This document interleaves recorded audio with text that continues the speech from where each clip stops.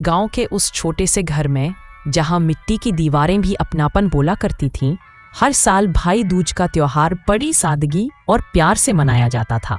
मीना हर साल सुबह सुबह उठकर आंगन में चौक बनाती, फिर आरती की थाली में दीप जलाकर अपने भाई रवि की प्रतीक्षा करती। रवि सेना में था, फौज का एक जवान जो हर साल छुट्टियों में घर आता और अपनी बहन से मजाक करते हुए कहता, मीना, तू तो हर बार इतनी सुंदर थाली सजाती है, दुश्मन भी देख ले तो भावुक हो जाए। मीना हंस देती, भैया, आप जैसे वीर की बहन हूं तो थाली भी वीरों जैसी होनी चाहिए। उनके घर में हमेशा हंसी खुशी रहती थी। माँ को दोनों पर गर्व था और पिता अक्सर कहते, रवि की हिम्मत और मीना की सादगी, यही हमारा अभिमान है। लेकिन इस बार भाई दूज अलग थी। रवि कई महीनों से सीमा पर तैनात था। पिछले हफ्ते ही उसने पत्र भेजा था, मीना, इस बार शायद मैं आ ना सकूं, लेकिन तेरी थाली का तिलक हमेशा मेरे माथे पर रहेगा। मीना ने वह पत्र दर्जनों बार पढ़ा था। उस दिन भी उसने वही पुरानी थाली सजाई थी, हल्दी, चावल, फूल और दीपक के साथ। वह आसमान की ओर देखती रही, जैसे भाई की झलक ढूंढ रही हो। दिन ढल गया पर रवि नहीं आया। अचानक गांव के चौराहे पर भीड़ जमा हो गई। दूर से एक जीप आई, उस पर तिरंगे में लिपटा एक बक्सा रखा था। मीना की सांसें थम गई। सब कुछ जैसे रुक गया। हवा, आवाज, धरती, सब शांत हो गए। सैनिक अफसरों ने घर का दरवाजा खटखटाया। माँ, आपका बेटा देश के लिए शहीद हो गया। वो पल मीना की जिंदगी का सबसे बड़ा तूफान था। उसने अपने भाई के शरीर को तिरंगे में लिपटा देखा और उसके होठों से सिर्फ एक शब्द निकला, भैया।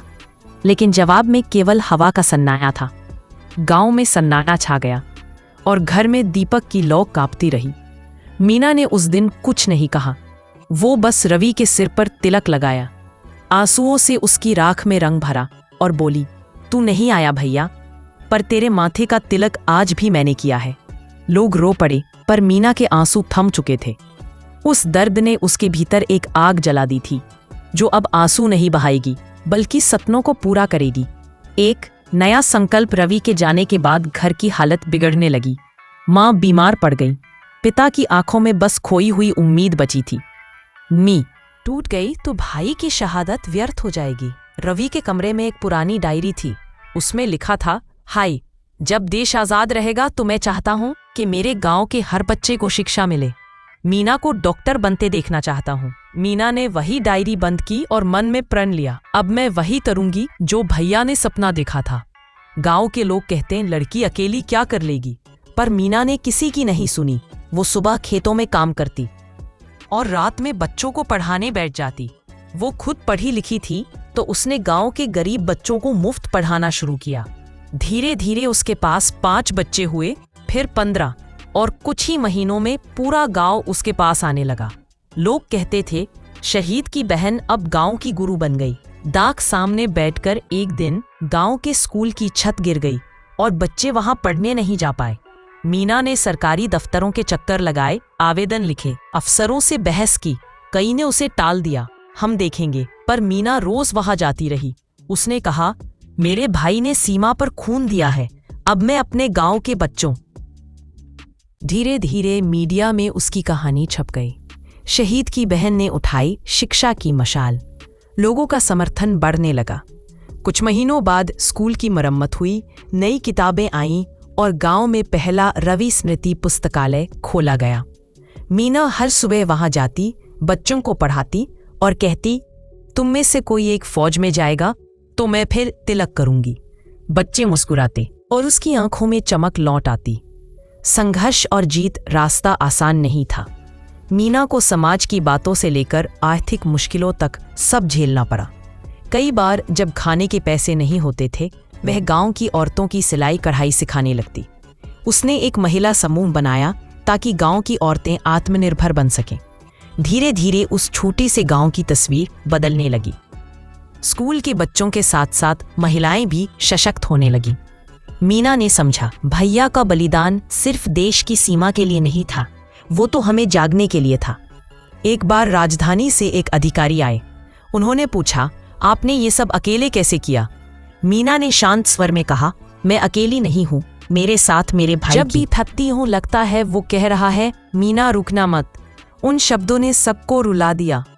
भाई दूज का नया अर्थ कुछ साल बाद फिर वही दिन आया, भाई दूज। मीना ने आज भी वही थाली निकाली, पुरानी पर चमकदार, उसमें दीप जलाया और आसमान की ओर देखा। हवा में हल्की ठंड थी पर दिल में शांति थी। उसने धीरे से कहा, भैया इस बार मैं अकेली नहीं हूँ, पूरा गांव अब तुम्हारा परिवार है। हर बच्चा जो पढ़ रहा है, हर औरत जो आत्मनिर्भर हो रही है, वो सब तुम्हारी आरती का हिस्सा है। उसने फिर तिलक लगाया, पर इस बार राख पर नहीं, अपने सपनों पर। दीपक की लौ हवा में हिलती रही, जैसे रवि की आत्मा मुस्कुरा रही हो। गांव के लोग इकट्ठा हुए, बच्चों ने गीत गाया, जो मिट गया वतन के लिए, उसकी बहन अब जीती है जीवन के लिए। मीना की आंखों में आंसू थे, पर उस आंसू में गर्व भी था। उसे पता था भाई का जाना अंत नहीं, एक शुरुआत थी। वो जानती थी जब तक गांव में कोई बच्चा जय हिंद बोलेगा तब तक उसका भैया जिंदा रहेगा। कहानी का संदेश, मीना की कहानी हमें यह सिखाती है कि दर्द हमेशा बदलने आता है। कभी एक आंसू भी वह ताकत बन सकता है जो पूरे समाज को रोशनी दिखा दे। रवि की शहादत मीना के लिए दुख थी, पर उसी दुख ने उसे समाज की ज्योति बना दिया। वह अब हर साल भाई दूज पर अपने गांव की हर लड़की को बुलाती है, उन्हें सिखाती है सच्चा तिलक वही है जो हम कर्मों से लगाते हैं, न कि सिर्फ माथे पर। मीना अब एक नाम नहीं, एक मिशन बन चुकी है। उसके गांव के स्कूल में बोर्ड लगा है, रवि स्मृति केंद्र, जहां हर बच्चा वीर बनता है। लोग दूर दूर से उसकी कहानी सुनने आते हैं। वो कहती है भाई बहन का रिश्ता सिर्फ जन्म का नहीं, जिम्मेदारी का भी होता है। अगर मेरा भाई देश के लिए जान दे सकता है तो मैं उसके सपनों के लिए जी सकती हूँ।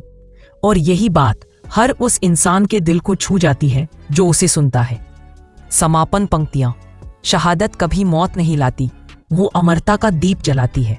मीना ने आंसुओं को सींचकर यह दिखा दिया, जब बहन हिम्मत बन जाए तो भाई अमर हो जाता है।